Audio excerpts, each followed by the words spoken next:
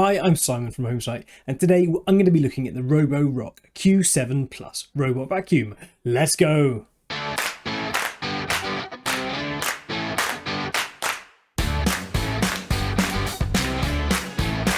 I don't know quite how wide this reference will go, but I certainly remember watching the Jetsons as a kid and thinking, that's the house that I'm going to live in when I grow up. Now, we're not quite at the Jetsons yet, but I can now leave the house and leave the Roborock Q7 Plus to vacuum and mop the house. There's a few little caveats to that, like the mop attachment doesn't have the ability to differentiate between the carpet and the hard floor in my house, so I have to make sure that I plan that, but it's not too much of a problem because all I do is I'll set my schedule up to say when I've got make sure I got the mop attachment on a Monday, for example, and that's going to do all the hardwood floors, remove it, and then on the Tuesday it can do the vacuuming of the rest of the house as well. With multiple map layouts and full LiDAR, it's pretty cool. Now, the kind people at Roborock have this, so this is a sponsored video, but it doesn't mean that I love it any less. I've wanted one of these for a long time, and Roborock so far seems to be the one to have.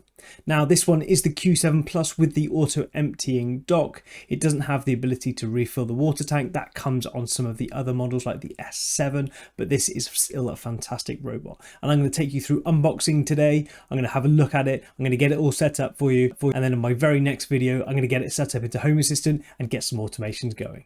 So I really hope you like this video. I hope you give this video a like and subscribe to my channel if you haven't done so already, of course. So let's take a look.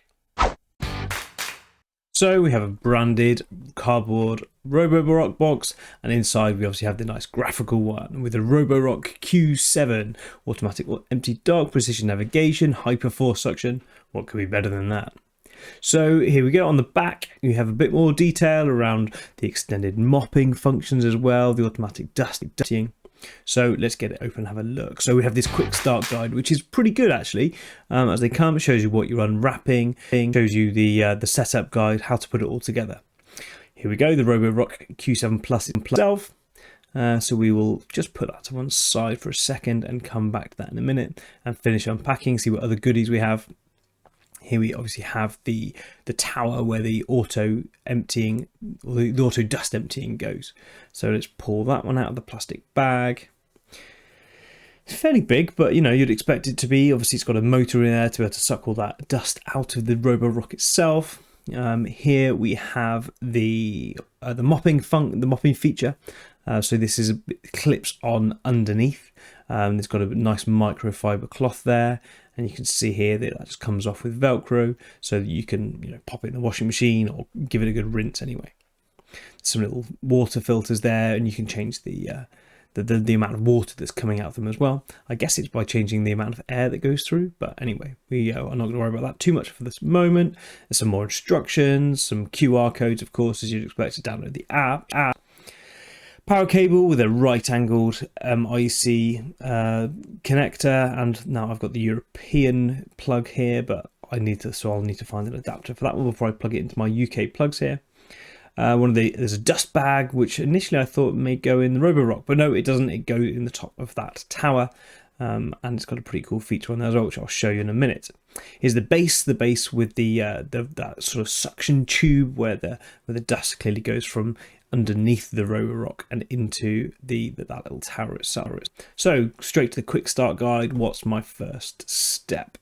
Well, as you can see here, there is a little built-in screwdriver, which we will dig out in a moment. We have to flip this upside down and screw this base on.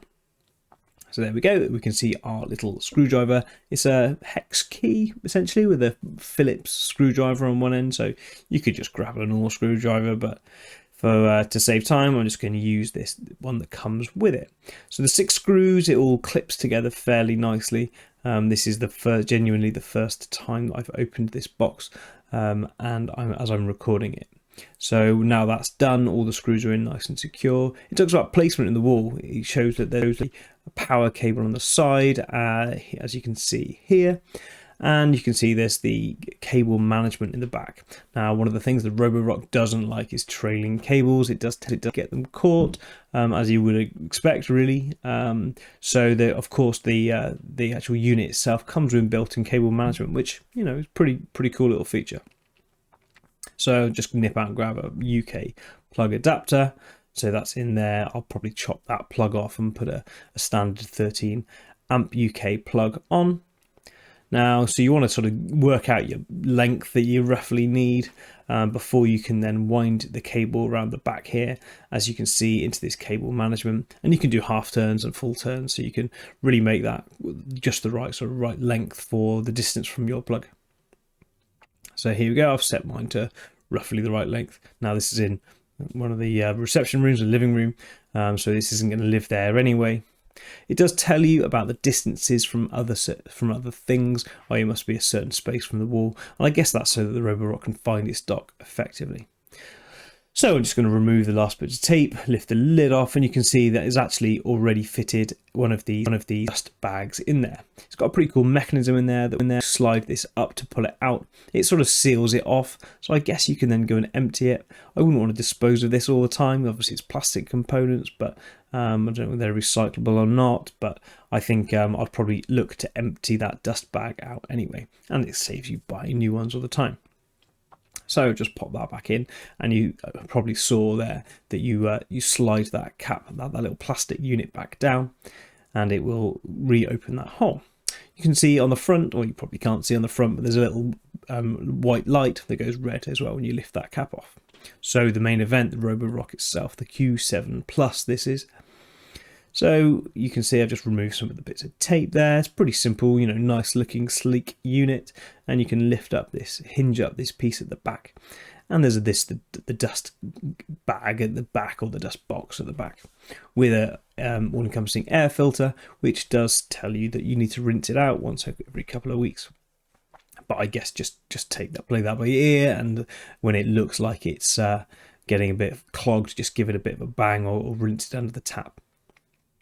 So it's a pretty good size unit actually, compared with some of the other Roborocks. This is a bigger unit, like the S7, which has got the water built into it as well. So I guess they needed to make space for that. So some fun bits of tape and a QR code for when you're doing that setup in a moment, which I will take you through. Now here, this is the mop unit. Now you don't have to flip the thing over to attach this mop mount. You can see it sort of goes onto this back bit here where my hand is. So you can slide that in from underneath. So you can remove this piece here and take out the brush bar. This is what sort of beats the carpet and really gets some of that dust out. Every now and again, of course, get that something caught in it, whether that's a hair tie or a sock or anything like that. Same as your normal vacuum. Now there's some little sort of locators at the front there, which you just need to make sure are in place. There's a little pivoting wheel. You can see the charging and the brushes at the front as well to sweep all that dust into the center so that it can get sucked up into the vacuum. So just a bit of a closer look here. You can see that there's that switch in the middle with the filters either side. It does give you spare filters as well. And here you can see this is the filling cap to prevent all the water coming out. It opens up nice and simply and closes like so. So you can this slides on and off, and then just locates with the Velcro strips on there. So you can see that is on full, or you can slide it to half. And again, I guess it's the amount of air it lets in to then allow the amount of water to come out. It isn't electrically controlled or electronically controlled. So once you've got water in, it's going to start coming out automatically. So if that was on your dock, the water is going to come out. So I suggest that you fit the mop attachment just before you set the Roborock to work, or just before its schedule. So there we go. So there we go. Attached. You can see I attached that whilst it was on its wheels itself. Now I'm holding the on button. You get a nice reassuring sound. Now whilst I was recording this, there was no audio, but you can see that it's now lit up and you've got flashing lights. The second button on the top there is the dock button. So when you hit that, this is genuinely the first time I've pressed this, by the way. So I fired this up, pressed the on button, pressed the dock button, and it's instantly scanned the room, found its dock, and it's put itself to sleep. So it's going to pull itself up onto the little ramp. Now if this was full and from a hard day work vacuuming the floor, then it would now automatically start that auto emptying, but in this case it's literally, of course, just found its way back.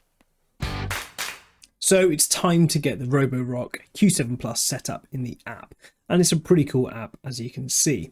First of all, as with most of these things, it is a cloud-based service, so you do need to set up an account. Simply punch your email in, it will send you a code which you can then copy and paste back into the app just to prove that you've got a valid email address.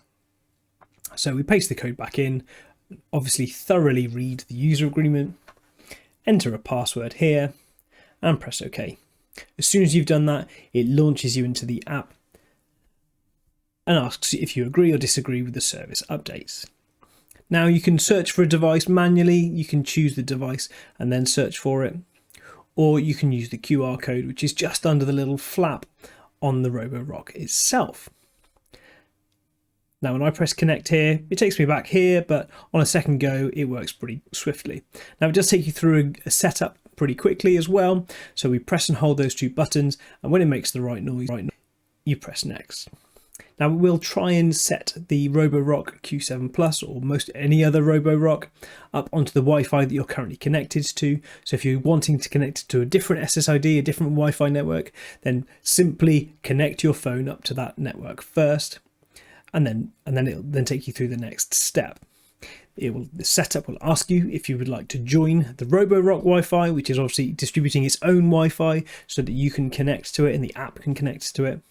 And then once that's done, it's now connected it up to your Wi-Fi that you specified, and we're ready to go. A more bit of legal information, we'll agree to that of course, and it takes you through a setup guide, more of a how to use it. It does warn you about standing water, cables, bits of things like that. So obviously the Roborocks don't have that much intelligence below the level of the Roborock. It can't see those devices. It's got the option for multiple stories, which is a fantastic feature. It means you can carry it upstairs and set it cleaning on different levels. I've got a voice pack update there, so you can click on that one and I can go through and update that. Now I'm going to choose English. Now down here in the bottom right, that's where you can choose the vacuum speed. You can go balanced, turbo or maximum, and it does make a noticeable difference. Up here at the top, as you'd expect, you can see some settings, and you can see by the little red dot I've got a firmware update, but I'm not going to do that now. I'll do that later on. So you can see this blue area here. That's the area that the Roborock has learned. Now as soon as I hit that clean button, it's going to forget the map so far that it's learned, and it's going to automatically start driving around the house trying to find all the walls. Now it is pretty clever. It won't go over steps. It understands where there's carpet and where there's hardwood floors, and you can tell that by the noise it makes because it turns the speed up. And here you go, you can see it travelling around the wall, following that wall round and going back into this room on the left hand side where it started. Now you can see under there it's gone all the way to the left underneath a sofa, and in fact there's another sofa at the top there, and there's a cabinet. So it goes around all of those, and then it is a bit random when it first starts mapping. You can see it's gone on some diagonal lines which you think isn't that efficient, but it is pretty good once it's learned the map. So when it is learning, it will set it up, carve up different areas, and then it will fill that area in. It will do the vacuuming as well, of course, and then it will move on to the next area. Now you can see here under this pink chair there is a sock, and it's moving that little sock around. Now this is a visualization. This is I did booby trap that sock. I did put it there under the chair to see what it would do. Now it did warn me about it, of course, but obviously I have to try these things out properly. So let's see where the sock is, because it's disappeared. And you can see actually it's gone under this red in this brush bar here, and it looks pretty gross, but alas, we will carry on now. So you do need to be careful. It will try cables, little bits of toys, all sorts of things. If you've got kids, I would almost guarantee you will find some socks under the sofa, because this thing found probably about 7 or 8. And sometimes it just pushed them out neatly just past the sofa and left them there for me to collect later. So I've now put this at 10,000 speed, and so you can see it's getting around there pretty quickly, going around all the obstacles around the table legs. It's just found the island in the middle of the kitchen, and it's now doing a great job at getting all the way around there. It pushes the cat bowl along a little bit, but eventually it sort of abandons it in the middle of somewhere because it's just below the lip of the LiDAR sensor on top. But if you look up in the top right hand corner, there's a little no-go zone. So I could easily add one of these to make it avoid the cat bowl. So here you can see I've added a little red square there. You can size it appropriately, simply update the map, and problem solved. So we're nearly finished now, and it's going to go back and find its dock. So we're back at normal speed here. Now it does a little pirouette just before it returns onto its dock finally. And while it does, I'm going to hit that power button on top, which is going to pause it, because I want to see how much dust we've got. So I've just hit that power button, flip that lid open, because I want to have a look before it gets into the auto emptying. So let's take a little look, and you can see it's collected a fair amount of dust, as you'd expect when it's cleaning the house. You'd be worried, in fact, if it didn't. So I press that button again, and it's going to continue returning to dock. You can see that little LiDAR sensor on the top actually as well, which is quite cool. And now it's charging. Oh, and you can hear that noise kicking in, and that is the auto emptying. Again, I've sped this process up slightly. It takes about, I think it took 42 seconds, I think, to empty that fully. And now let's have another look to make sure that that dust box at the back is pretty clean, and you can see it looks pretty good. I'm quite impressed with that. It looks good. So now this is the output. This is the app. You can see all those little squiggly lines in the areas it's gone, and down in the map function at the bottom, you can easily edit those rooms. Now, it does a pretty good job at carving up those rooms to guess where the different things are. However, hasn't quite got it. So you can see this big blue area down at the bottom. This is where it found that sock, in fact. So the hallway is sort of here, where you can see I've got that dragging that line. So I can see the hallway is sort of up of that. So I want to make sure that there's a real sort of a firm line across that doorway so that it knows where the kitchen is versus where the hallway is. And so you can see pretty easily you can divide up just by putting different lines in. Now, once you've got the divided up, I then recommend you do your merging, because it does make some little weird areas sometimes. So I've now merged all of that coral sort of coloured into be my hallway. And you can name the rooms as well, which is pretty cool. So it's got a pretty good list of names and icons which you can choose from. And if it's not there, like this one up here in the right hand side, this is what we call our boot room, where we keep all of our shoes and coats.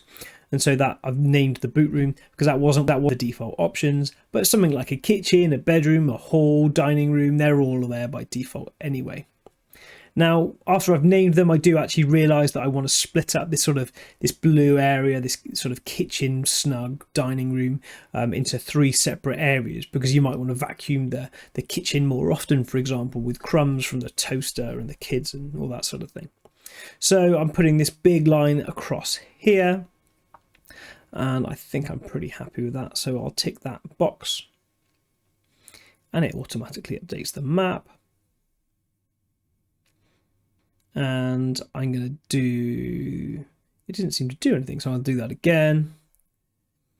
Oh, and now it's done it, but it's got 3 areas, but that's not a problem. I can merge them back together again. I'll rename that the kitchen, so that's got its name and icon. And now I want to split this area on the left-hand side into 2. So I'm going to put a horizontal line so that I've got this dining room at the bottom and the snug again at the top, where you saw that pink chair and the ill-fated sock. So we've got some slightly weird line here now, so I'm just going to merge these 2 back together to be my kitchen. It does lose the names, unfortunately. It doesn't, so I'm going to have to rename that as kitchen, but it's no real hardship, is it? So I'm just going to name dining room and put a custom name in for the snug. So map is all up to date. So I'm going to come back to my main screen, and you can see it's still got the squiggly lines from the last clean, or the last mapping in that case. So Next thing I want to do is I've got a lot of hardwood floors, so I want to check out the mopping. But before we do that, I'm just going to take another look at setting up this map. So you can see here we can set some hardwood floors, as I've done here, and you can set them as tile, you can set them as carpet as well. This is really only for a visualization point of view from the app. It doesn't seem to have any effect on the Roborock itself. Because it automatically learns where the carpets are, and it turns that vacuum up a bit more.